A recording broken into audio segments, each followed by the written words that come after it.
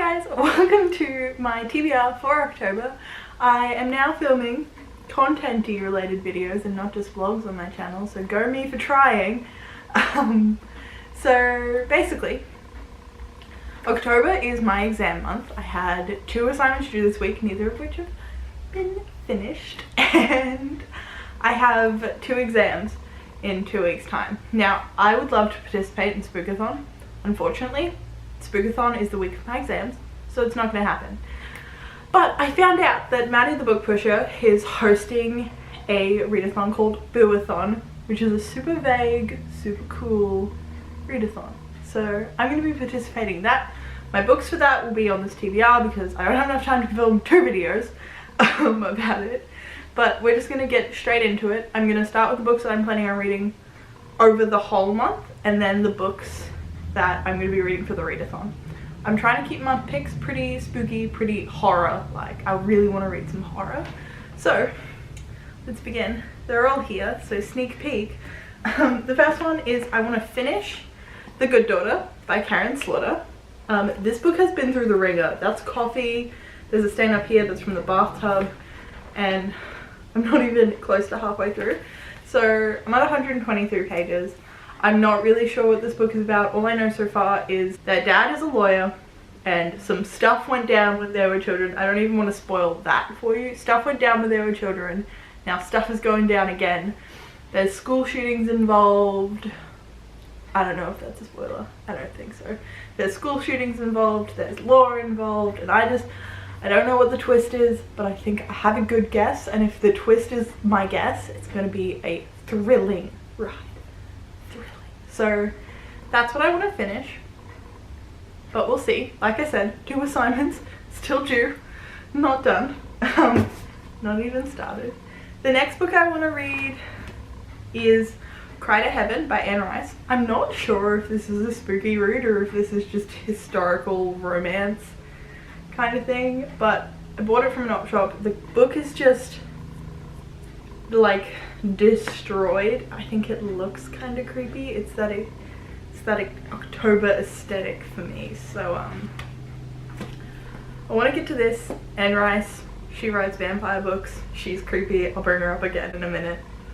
The book I want to read is American Psycho by Brendan Easton Ellis. This book has just been on my TBR for ages. I've seen the movie. I didn't love the movie, but it was a good movie. I just want to read this book because everyone says it is so just screwed up. It's actually banned in the state that I come from in Australia. You still can't buy it. You have to show ID and it has to come plastic wrapped. So that's crazy. Also, this cover is just like plain white and then the little blood smudge down the bottom. Like, beautiful. Love it. I think it's the perfect October read. So for anyone who doesn't know what American Psycho is about, it's about this, I think he's a Wall Street someone. He's a professional American businessman and he's a psychopath. But it has unreliable narrators and just, is he a psychopath? Is he not a psychopath? Is it like, what's going on? So I am very intrigued to read it. Next books that I'm going to be reading are for Boo-A-Thon. The reading caliber is going to jump up because I'm on holidays and I'm going to actually have time. I'm actually going away on my holidays, so I'll have a little bit more time to read. I won't have to do housework or anything. It's going to be so good. I'm so excited. It's going to be my first holiday in a really long time. The first challenge for Boo-A-Thon is orange on the cover, and for that I have picked Cell by Stephen King. And as you can see, it's super orange. This is my second copy of this edition, so if there's someone in Australia or even America and you're willing to pay postage and you want like the fancy edition, let me know because I have 2 by accident. About people turn into mobile phones from the event known as the Pulse, I think, and then it's just like a post-apocalyptic kind of horror, what would happen kind of thing. I tried to read this when I was younger, when I first got this edition, and my small brain couldn't do it, so let's see if I can try again this month.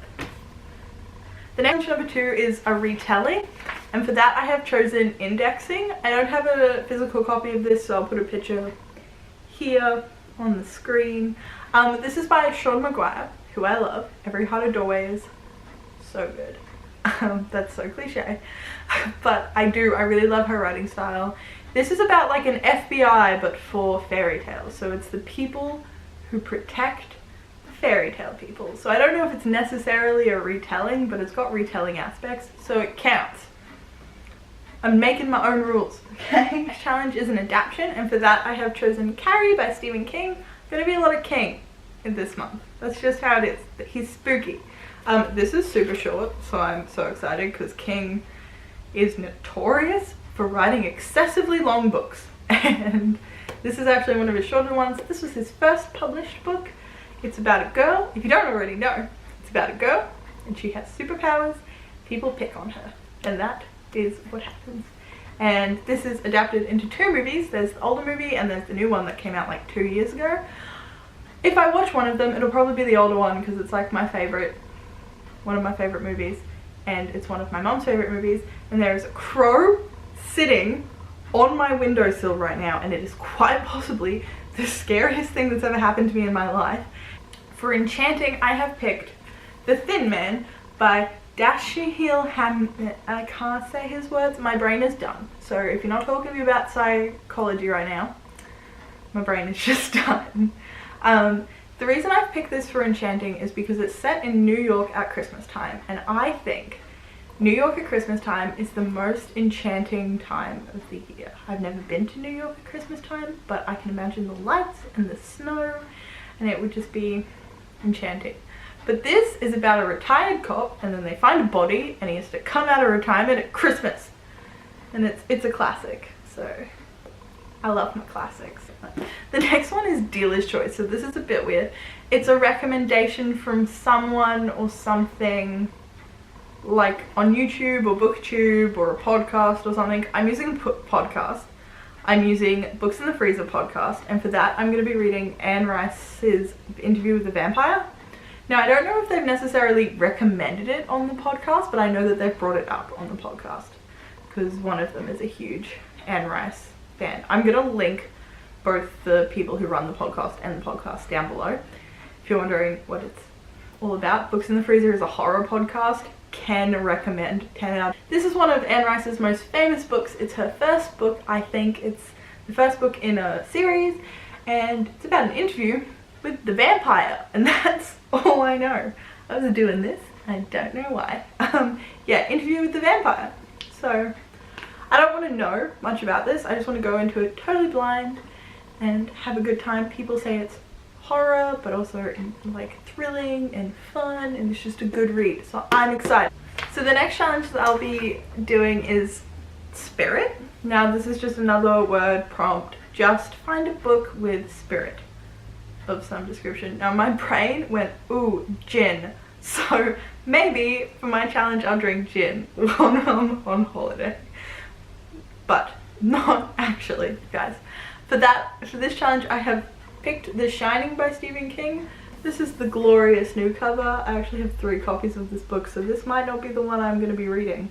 But there are ghosts in this. It's a haunted hotel. Of course I can read this for spirit, duh. But if you haven't heard of what this is about, he's a writer and he goes to a hotel to write and to work. Obviously he goes to be the caretaker of the hotel, but he thinks it's going to be a good opportunity for him to write and for him to connect with his family. Is he a writer or is he a professor? Anyway, whatever. Him to connect with his family, and yeah, so it's gonna be a good time. It's meant to be a spooky read. Joey put it in the freezer, and if you listen to Books in the Freezer you'll understand that, or if you watch Friends.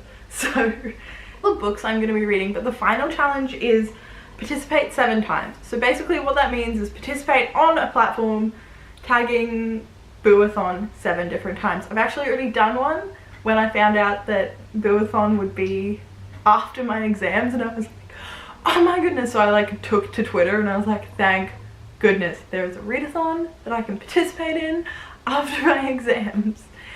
And I have to miss Spook-A-thon, but it's okay because Boo-A-thon makes up for it. And then this will be my 2nd time, and so I will be on my social media.